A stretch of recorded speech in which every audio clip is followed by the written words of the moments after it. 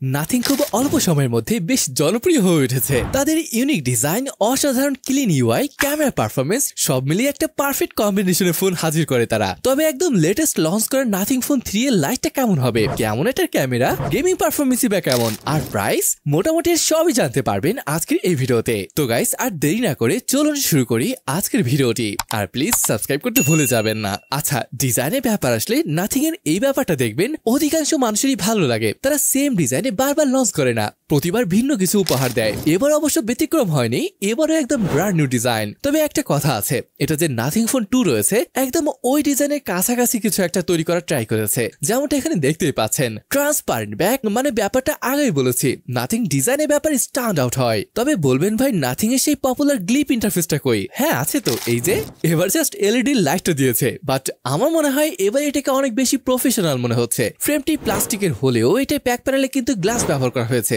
আচ্ছা, এবার যদি এটার ওয়েটের কথা বলি, এটার ওয়েট প্রায় 200 গ্রামের কাছাকাছি। হ্যাঁ, বর্তমান তো ওজনের থেকে বেশি হয়, সেই অনুযায়ী ঠিকই মনে হচ্ছে। তবে এখানে একটা ব্যাপার আছে, বলছি ওয়েট। দেখুন, ফোনটিতে যেহেতু গ্লাস প্যাক রয়েছে, তাই প্রোটেকশন হিসেবে এখানে পান্ডা গ্লাস ব্যবহার করা হয়েছে। অলরাইট গাইস, এবার আসুন আমরা এটার পোর্টস আর বাটন নিয়ে কথা বলি। এখানে রাইট সাইডে ইসেনশিয়াল কি রয়েছে, আর উপরে কিন্তু পাওয়ার বাটন রয়েছে। মজার ব্যাপারটা হলো পাওয়ার আর এই বাটনটি একই রকম দেখতে এবং একই জায়গায় রয়েছে, যার কারণে এটি ব্যবহারে একটু অসুবিধা হতে পারে, মানে ভুলভাল বাটন ইউজ করে ফেলতে পারেন। উপরে noise cancelling mic, left hand সাইডে রয়েছে ভলিউম রাখার, নিচের দিকে রয়েছে SIM card tray, USB type C port, microphone এবং সিম কার্ড ট্রে। অবাক হওয়ার ব্যাপার হলো এখানে হাইব্রিড সিম কার্ড স্লট রয়েছে, যার মানে এসডি কার্ড ব্যবহার করতে পারছেন। তবে একটা ব্যাপার আছে, এখানে IP54 এর রেটিং রয়েছে। এখানে অবশ্যই 64 বা 65 এর রেটিং থাকাটা দরকার ছিল, এখানে আসলে এই রেটিংটা মানায় না। মোটামুটি ট্রিপল ক্যামেরা ডিজাইনের এই ইউনিক দেখতে ফোনটি ডিজাইন কেমন লাগলো আপনার, তা কিন্তু জানাতে ভুলবেন না। আচ্ছা ভাই, এবার ফ্রন্টে আসেন। এখানে পেয়ে যাচ্ছি 6.77 ইঞ্চের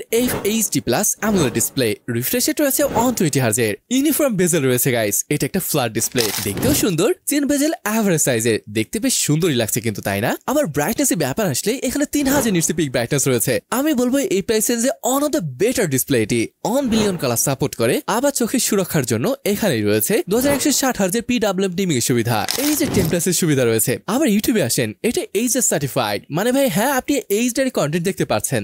এবার এটা স্পেসিফিকেশনে বলি, ফোনটিতে ব্যবহার করা হয়েছে MediaTek Dimensity 7300 Pro প্রসেসর। ফোনটি অফার করছে 8GB LPDDR4X RAM আর 128GB এবং 256GB UFS 2.2 স্টোরেজ টাইপ, মানে এই দুইটি ভ্যারিয়েন্টে ফোনটি পাওয়া যাবে। তবে এখন যে ব্যাপারটা বলবো, এই ব্যাপারটা আপনার মেনে নিতে হয়তো একটু কষ্ট হতে পারে। ভাই, এখানে 5000 mAh এর ব্যাটারি দিয়েছে। হ্যাঁ, এটা 2025 ফোন, যেখানে 6000-7000 mAh এর ব্যাটারি থাকে, সেখানে 5000 mAh এর, এটা মেনে নিতে আসলে অনেকের কষ্ট হতে পারে। আর সাথে পাচ্ছেন কিন্তু 33 ওয়াটের একটা চার্জার। মজার ব্যাপার হলো 5000 mAh এর ব্যাটারি থাকা সত্ত্বেও এটার ওয়েটটা একটু বেশি মনে হয়েছে, তাই না? সে যাই হোক। আচ্ছা, এবার আসুন আমরা এটার পারফরমেন্সে বলি। দেখুন, এটার আন্তর্জাতিক স্কোর 9.5 লাখের মধ্যে ছিল ভার্সন 11-এ। এটাকে আমি খুব ভালো স্কোর বলতে পারবো না, এর থেকে বেটার পারফরমেন্স আশা করছিলাম এখান থেকে। মজার ব্যাপার হলো BGMI 120 FPS খেলতে পারবেন, COD মোবাইল 90 FPS খেলা যাবে। এটা থার্মাল বেশ কন্ট্রোলই থাকে বলে মনে হয়েছে।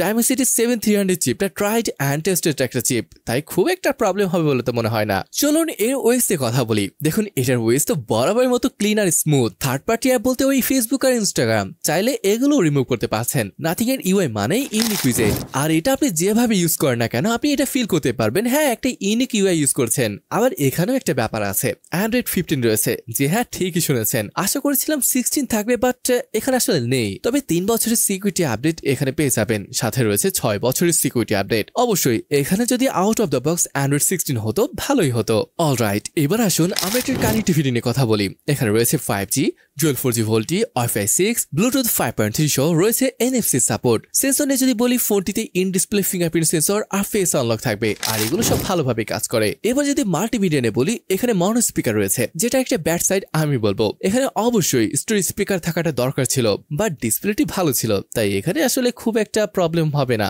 আচ্ছা, এবার আসুন ভাই আমরা এটার ক্যামেরা নিয়ে কথা বলি। এখানে আসলে ট্রিপল ক্যামেরা সেন্সর রয়েছে। প্রাইমারি সেন্সরটি পাচ্ছেন 50 মেগাপিক্সেলের স্যামসাং GN9 সেন্সর, 8 মেগাপিক্সেলের আলট্রা ওয়াইড, আরেকটা 2 মেগাপিক্সেলের ম্যাক্রো। মজার ব্যাপার হলো একসময় কার্ল, যে নাথিং এর সিইও, 2 মেগাপিক্সেলের ম্যাক্রো ক্যামেরাকে অপ্রয়োজনীয় বলেছিলেন, কিন্তু এখন নাথিং এর সাব ব্র্যান্ড CMF, মানে এই ফোনে সে একই লেন্স ব্যবহার করা হয়েছে। এটা একটা স্ববিরোধী সিদ্ধান্ত বলে মনে হয়েছে আমার কাছে। আচ্ছা, যদি এর ফ্রন্টে আসেন, এখানে পেয়ে যাবেন 16 মেগাপিক্সেল একটি সেন্সর। তবে ম্যাক্রো ইউজ করেছে, তাতে কি হয়েছে? এটার প্রাইমারি ক্যামেরার ফটো নর্মাল কন্ডিশনে ভালো আসছিল। এর কালার, শার্পনেস, ডাইনামিক রেঞ্জ, এমনকি এটার পোর্ট্রেট ফটোগ্রাফিও আপনার ভালো লাগবে। তবে যদি 8 মেগাপিক্সেলের আল্ট্রাওয়াইডের কথা বলি, সত্যি বলতে এটা খুব একটা ডিটেলস ছিল না যদি প্রাইমারির সাথে কম্পেয়ার করতে যান আর কি, তারপরে খারাপ লাগবে না। আর ফ্রন্টে 16 মেগাপিক্সেলের সেন্সর দিয়ে মোটামুটি ভালো মানের ছবি পাওয়া সম্ভব হবে, যেমনটা এখানে দেখতে পাচ্ছেন। আবার ক্যামেরা ফিচারের কথা আসলে এখানে রয়েছে night mode, portrait mode, photo mode, video mode, আরো দিচ্ছে slow motion, time lapse, panorama, macro আর এক্সপার্ট অপশন, যেটা আর কি প্রো নামে আমরা চিনি। এবার আসি এটার প্রাইসে।